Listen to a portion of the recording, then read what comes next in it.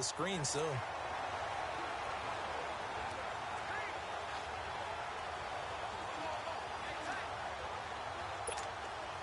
The Bears on third down. They've been okay, 2 for 3 thus far. This is 3rd and 10. Hey, hurry up, here we go. Boom, line it.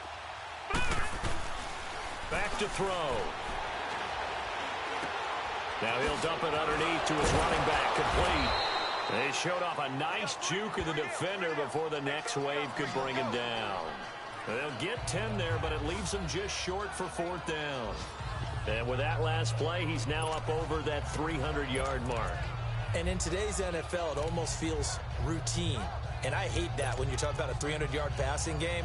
To me, 300 yards still signifies excellence, and he's achieved that in this performance. Elsewhere in the NFL, they're in the 4th down in New Orleans. The Lions have scored again, widening their lead even further. Jordan Howard basically making a mockery of that defensive front seven. He's over 160 yards, also 3 touchdowns. A solid pickup of 5 and a very solid 4th down conversion, and defensively pure frustration. This is where you need to rely on your offensive line, and you tell the person carrying the football, no dilly-dallying around, no trying to hit the home run. Just hit the hole hard and get in there for a 1st down. That one looks like he'll throw here. Trying to lay one up deep. He couldn't quite hold it. Got hit. Ball pops out. Incomplete. 4th quarter, you've got the big lead. If you're coaching, Charles, you still taking shots like that downfield? I'd be a little more concerned with running some clock and making sure you're taking care of the lead, because you keep flinging it around, you throw a couple of picks, you can put yourself in jeopardy. And 2nd and 10, he'll look to throw again. Oh.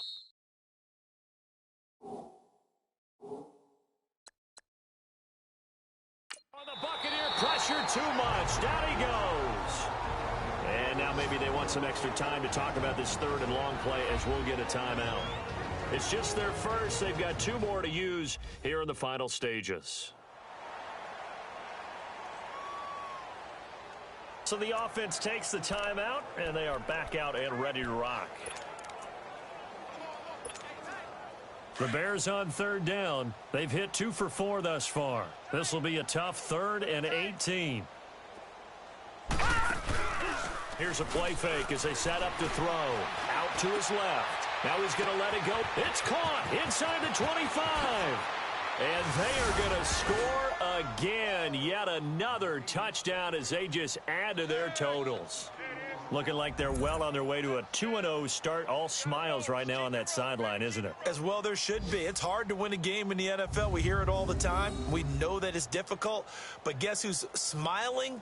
But inside is thinking 24-hour rule, because we're going to have to play again next week. Boss man. Oh, without a doubt. The head coach, he wants them to feel good, but at the same time, find a way to keep improving.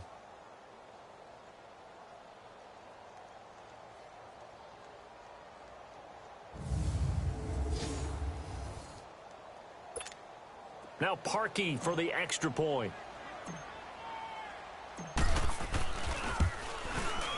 Parkey adds the extra point, and the lead will swell by 1 more. So that winds up a 7-play drive all told, and it culminates in a touchdown for Chicago.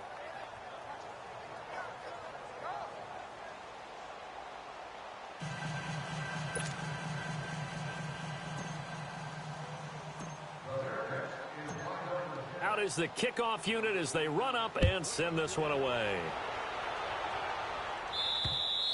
And they will not get a chance to return this one, as it's through the end zone for a touchback.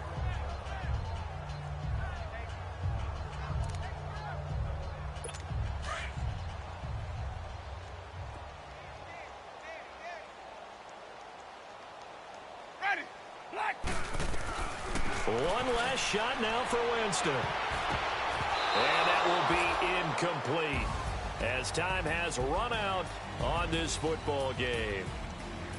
Well, Charles, the forecast called for rain throughout the entire game, and but these two teams, they had fun getting dirty out there. They love the slop. Did you trust the forecast ahead of time? Are you one of those guys that's skeptical about it, or did you trust it? But when I saw just a big blob of green on the radar, I said, okay, let's trust. Yeah, and that's why I'm glad you took my advice. Got your notes laminated, because, open-air booth, that rain can affect us as well, although not as much as the guys on the field. But let's face it, it's kind of fun to watch these types of games, isn't it? It is. By the way, how impressive is it that you travel with a laminator? I didn't even know there was a portable laminator. The things that you learn. Golly, wise beyond his years. So for the Bears, it was a great all-around performance.